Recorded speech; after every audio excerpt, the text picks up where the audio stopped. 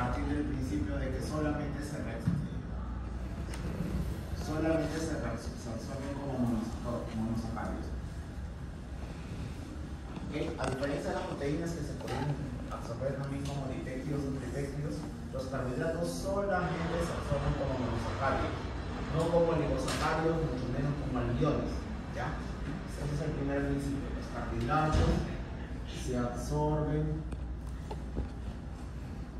solamente en forma de monosacáridos. ¿Cuáles son los monosacáridos? Los azúcares simples, ¿verdad? Como por ejemplo la glucosa, la fructosa, ¿cuál más? La galactosa. Esos son los azúcares simples. Cuando se combinan entre dos, ya tenemos a un disacárido. El disacárido más común del día a día es el azúcar de mesa, ¿no? Es la sacarosa, es el azúcar de caña que consumimos todos los días. Ese sería un disacárido. Pues ni siquiera la sacarosa se puede absorber directamente. Cuando llega hacia el intestino tiene que degradarse. Y la sacarosa, por ejemplo, está formada por glucosa más fructosa. Recién cuando esté en forma de glucosa y fructosa puede ser absorbida por la luz del intestino. Entonces nosotros generalmente no ingerimos monosacáridos, lo que ingerimos son carbohidratos complejos, como por ejemplo los almidones y los oligosacáridos. Entonces dentro de los almidones, la enzima que se va a encargar de su degradación se llama amilasa. Y recordarás que ya existía una amilasa de tipo salival, pero esta amilasa salival es rápidamente inactivada por la acidez del estómago. La acidez del estómago, la acidez gástrica,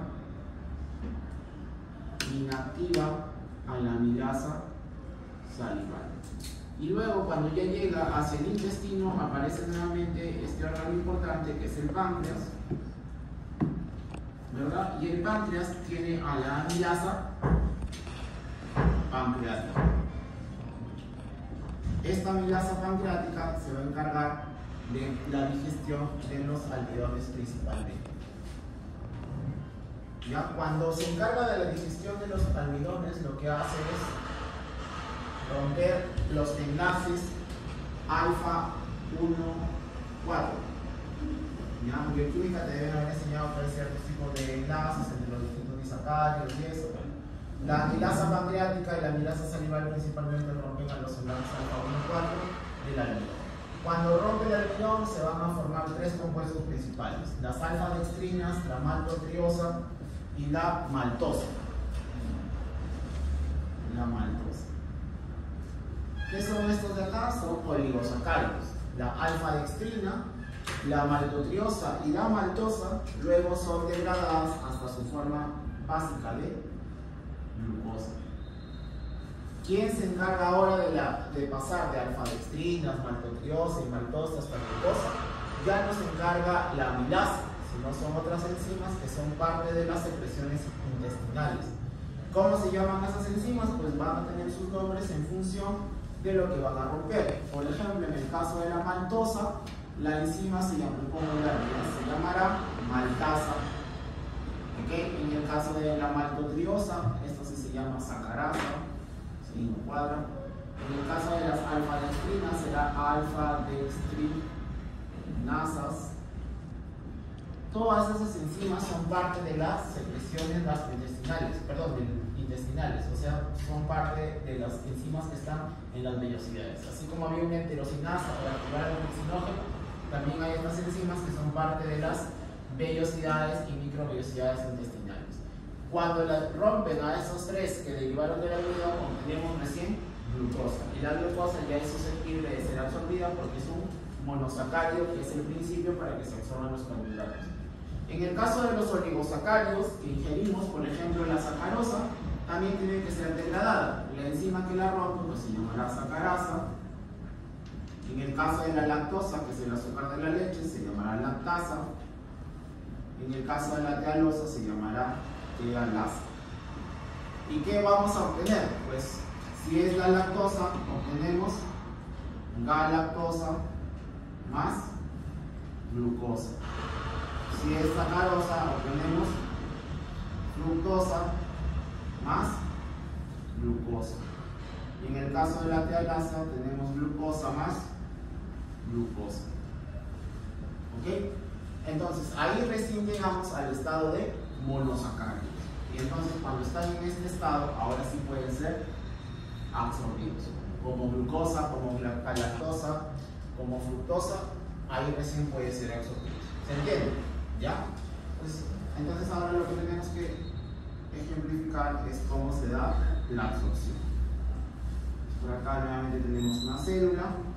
Vamos a decir que esta es la membrana apical y esta es la basolateral. Apical y basolateral. Entonces otra vez participa por acá, muy importante, la bomba de sodio potasio ATPasa. Con su consumo de ATP hace que el sodio salga y el potasio ingrese. Eso hace que disminuya la concentración del sodio y va a activar un transporte de tipo activo secundario. ¿Cuál es ese transporte activo secundario? Acá tenemos una proteína llamada SGLT1, ya que es el cotransportador de sodio y glucosa. Entonces, el sodio ingresa, pero también va a ingresar la glucosa. No solo la glucosa, también por ahí entra, por ejemplo, la galactosa. ¿Ya? Eso es para la glucosa y la galactosa. En el caso de la fructosa sí es diferente, porque la fructosa, ¿qué tipo de transporte será? Transporte activo secundario. ¿Está bien? En el caso de la fructosa sí es en particular, por eso le han preguntado varias veces en el ENAM, en el salud. La fructosa va por difusión facilitada, porque tiene un transportador que se llama GLUT5. El GLUT5 permite que la fructosa pase a través de este canal, pero eso ya no es con consumo de energía, por tanto es un tipo de transporte de difusión facilitada a través del transportador GLUT5. Bien, una vez que ya están adentro, también vamos a obtener glucosa, galactosa. Una vez que ya están adentro, ahora sí deben pasar, ya sea para el consumo de la propia célula o hacia el torrente sanguíneo, ¿no? Si acá está la membrana vasolateral, acá estarán los vasos sanguíneos. Bien, entonces para que pase de un lado al otro, ahora a través de la membrana vasolateral se va a dar por otro transportador que también es difusión facilitada, ya no es el GLUT5, sino es el GLUT2. A través del GLUT2, ahora sí, tanto fructosa, galactosa y glucosa van a ir hacia el otro lado. ¿Qué tipo de transporte nuevamente será acá? Difusión facilitada. Entonces los GLUT son para difusión facilitada y los SGLT son para transporte activo secundario, ¿okay? Que depende de la bomba de sodio potasio ATPasa. ¿Ya? ¿Alguna pregunta? Pues pasamos al líquido. Ahora pasamos a los líquidos.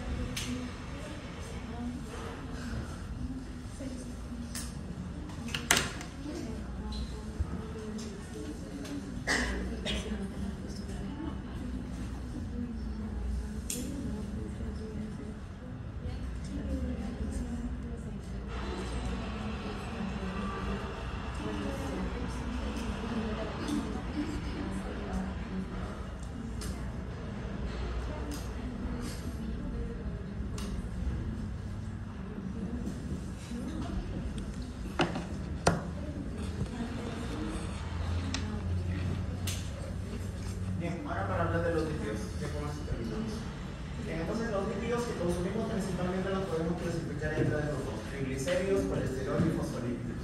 ¿Ya? Son los tres grupos principales de lípidos que ingerimos en los alimentos.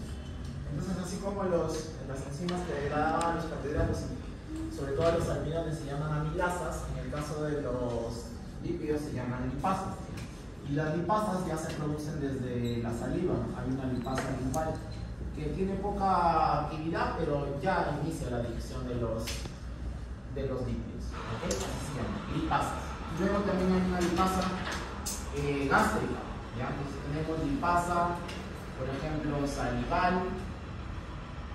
También hay una lipasa gástrica. ¿Quién produce la lipasa gástrica? A ver. ¿Saben? Las células principales, ¿ya? Las células principales también producen una lipasa gástrica, no solamente producen pexinol. Luego tenemos también hay una lipasa pancreática. Acá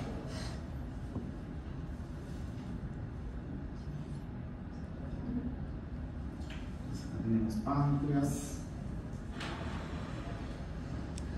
Y el páncreas también va a producir su lipasa de tipo pancreático. Estas son las tres principales. Estas lipasas lo que van a hacer es actuar directamente en los triglicéridos. Los triglicéridos se llaman así porque están formados por 3 ácidos grasos y una molécula de glicerol, ¿verdad? Las lipasas tienen la capacidad de degradar a los triglicéridos en 2 ácidos grasos, ¿okay? Y una molécula de un monoglicérido. ¿Okay? 2 ácidos grasos y un monoglicérido. En el caso del colesterol, tiene que venir otras enzimas. Por ejemplo, del páncreas, así como hay una lipasa, también vamos a encontrar algo llamado una ester colesterolasa. Hidrolasa. ¿Okay? En el mismo jugo pancreático también vamos a encontrar las que rompen los fosfolípidos, se llamarán fosfolipasas. Entonces, esas son las 3 principales enzimas que van a permitir la digestión de los lípidos. Tenemos las lipasas, los colesteroles y los fosfolípidos. Una vez que ya están degradadas en la luz intestinal, ahora deben ser absorbidas. Aquí el mecanismo de transporte es particular. ¿Por qué es particular? Porque ya dependemos de un órgano llamado el hígado. Entonces, el hígado que está por acá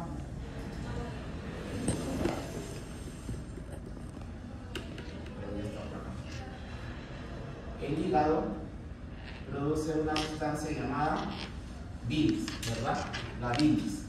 La bilis que produce el hígado luego es almacenada en la vesícula biliar, ¿verdad? Bilis en la vesícula biliar.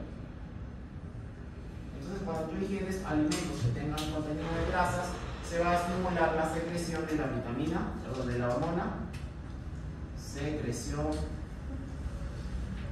de la CCK. ¿Qué hace la CCK? Contrae la vesícula biliar. Contracción de la vesícula biliar. ¿Qué más hace?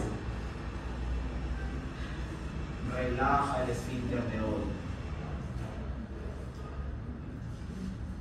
Relaja el esfínter de Oddi. ¿Y qué consecuencias tiene eso? Que la bilis que estaba almacenada en la vesícula biliar ahora va a bajar a través del conducto biliar principal, o sea, del colédoco, y va a desembocar en la segunda porción del duodeno.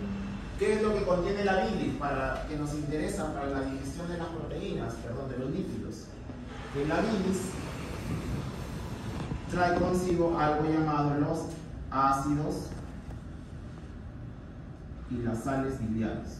Ya la próxima semana, cuando hablemos de hígado, porque la siguiente todavía hay que entender la diferencia entre sales y ácidos. Sales biliares. Estas sales biliares van a formar unas estructuras llamadas micelas. Entonces, ingieres alimentos ricos en grasas, llegan hasta el estómago, empiezan a actuar las lipasas, llegan hasta el duodeno, eso estimula la secreción de la CCK. La CCK sale hacia el torrente sanguíneo, estimula la contracción de la vesícula, la relajación del esfínter. Consecuencia, la bilis que pasa de la vesícula a través del colédoco hacia la segunda porción del duodeno. Se mezcla la bilis con los alimentos y la bilis trae consigo sales biliares. Las sales biliares son unos compuestos que van a formar micelas. Forman micelas, así se les llama. Forman micelas. ¿Qué son las micelas? Las micelas son unas especies de esferas que tienen un borde hidrofílico y un borde hidrofóbico. ¿Cuál piensas que se va a poner en contacto con los lípidos? ¿El hidrofílico o el hidrofóbico?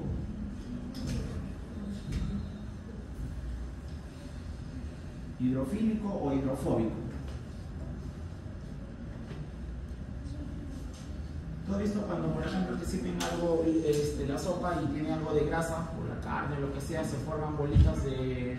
Ya, es porque la grasa no se puede mezclar con el agua porque no son compatibles hidrofílico y el otro es hidrofóbico, ¿verdad?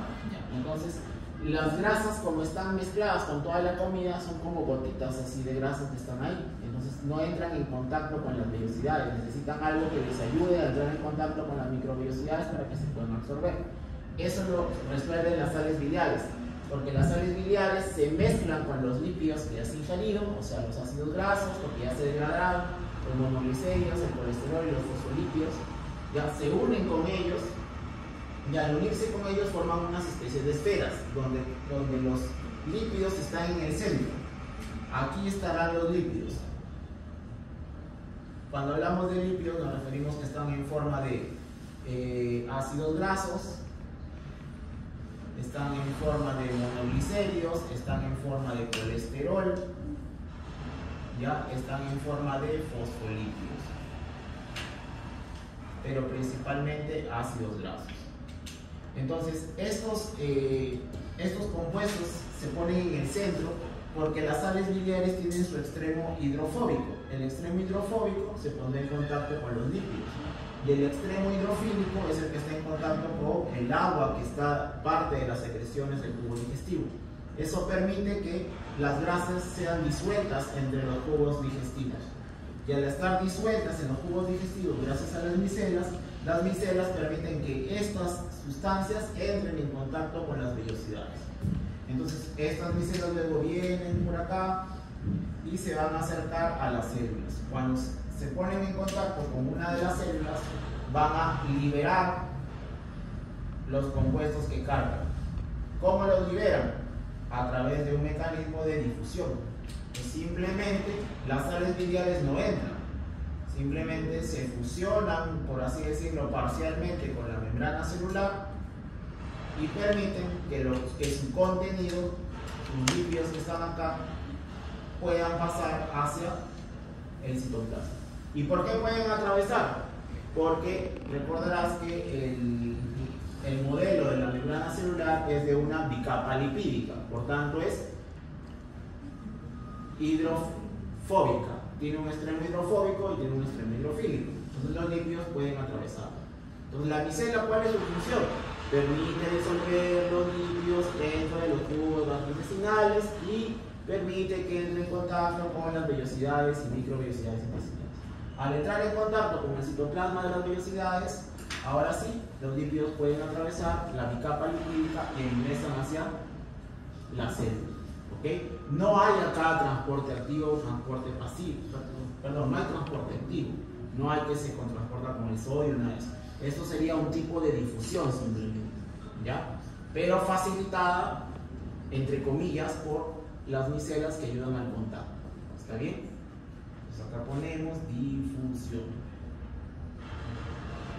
Una vez que ya están adentro los lípidos, estas sales biliares tienen que ser recicladas, no se pueden quedar por ahí. Son muy importantes, son recicladas. ¿Dónde se reciclan? En el hilo. En el hilo terminal. O sea, la última porción del intestino delgado se va a encargar de reciclar las sales biliares. ¿Y ahí cómo las reciclan? Vamos a poner reabsorción de sales biliares en el hilo terminal. Y eso sí se da mediante un cotransporte,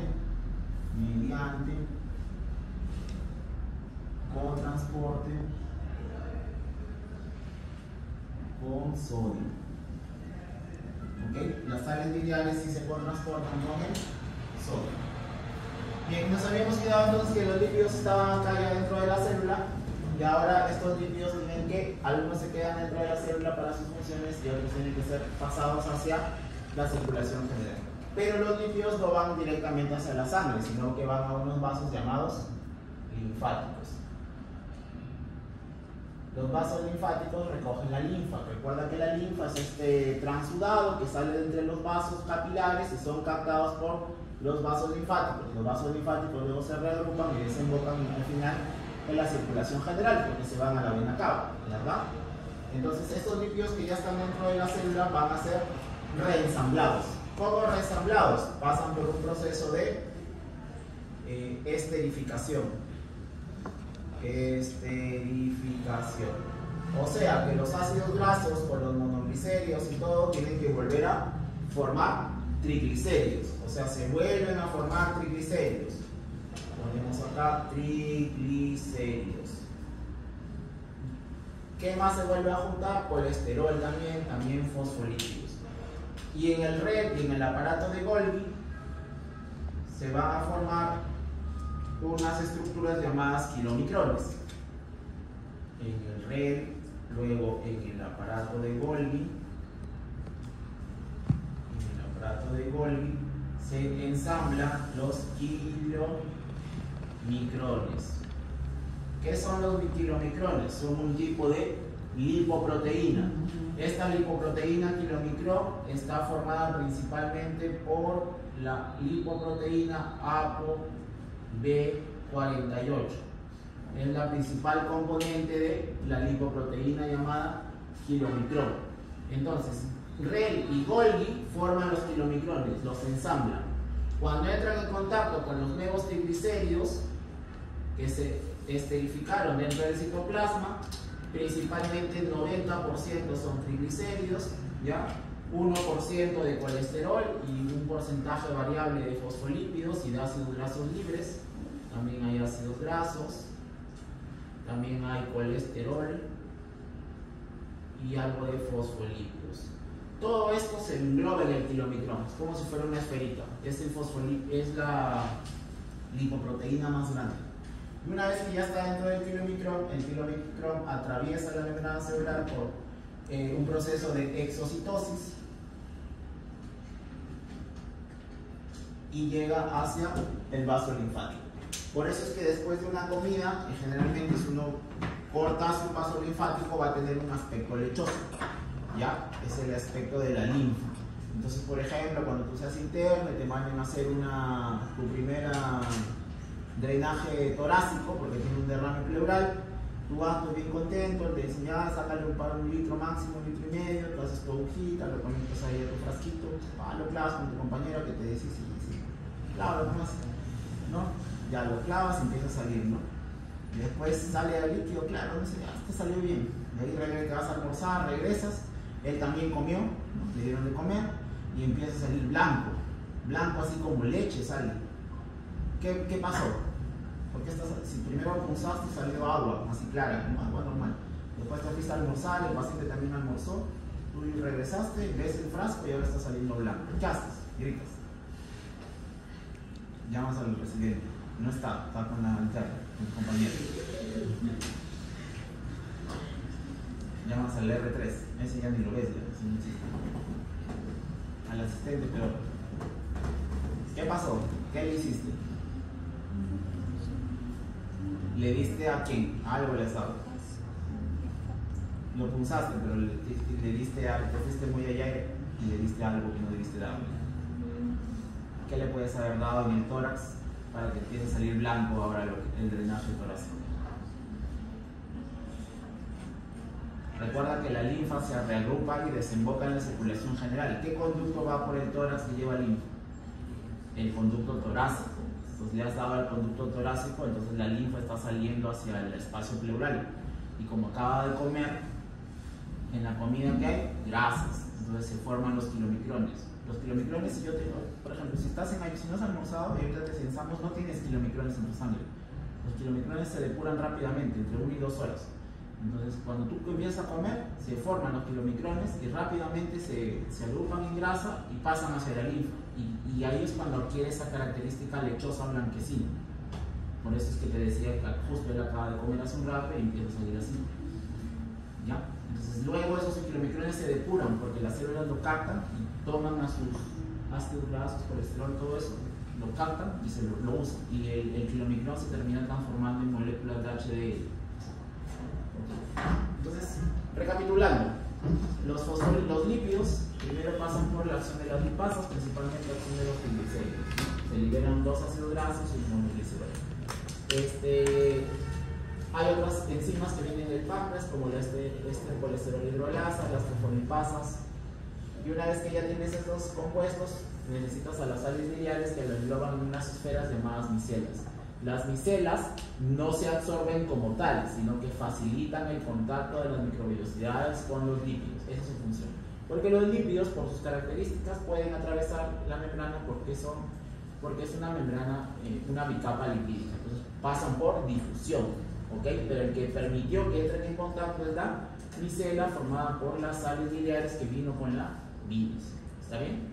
Esa es la función. Y una vez que ya están estos ácidos biliares, ya hicieron su función, tienen que ser reciclados. A eso se le llama la circulación enterohepática. Así escribe, circulación enterohepática. Estos ácidos biliares se reabsorben ¿en qué porción? En el ilion terminal. No en el yeyuno, no en el duodeno, no en el ilion proximal. Solamente se reabsorben en el ilion terminal. ¿Y cuál es el mecanismo de transporte? O transporte asociado al sodio. ¿Ya? O sea, transporte activo secundario.